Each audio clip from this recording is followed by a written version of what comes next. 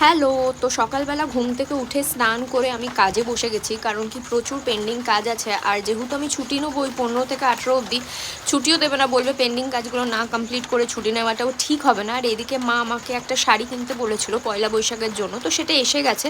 খুবই সুন্দর শাড়িটা হয়েছে, এটা হচ্ছে রেশম চেক। তো আমি সেদিনকে পরবো, তো তখনই ভিডিও তো আসবে, এটাকে ফলস পিকও করতে হবে। আর এদিকে আমি একটা ইনস্টাগ্রামের জন্য শ্যুট করছিলাম। তো এই শাড়িটা আমাকে হোলিতে দিয়েছিল চাচু, খুবই সুন্দর কটন শাড়ি, কিন্তু দেখে একদমই মনে হচ্ছে না। আর লাঞ্চেরও সময় হয়ে গেছিলো, প্রায় 1:30 বেজে গেছিলো। তো নিচে গিয়ে খাবার খেয়ে নেবার পরে রাহুল দেখলাম ফ্রিজে রেখেছে আমার ব্ল্যাক কারেন্ট ফেভারিট আইসক্রিম।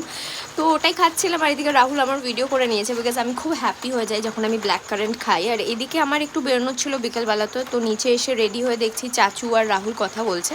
আমি এসেছিলাম হচ্ছে একটু মায়ের কাছে, একটু দরকার, একটু কাজ ছিল। তো আমি একটু কোল্ড ড্রিঙ্কস খাচ্ছিলাম আর ঠাম্মার সাথে গল্প করছিলাম। তো দেখা হচ্ছে পরের মিনি ব্লগে। ভালো লাগলে অবশ্যই লাইক করো।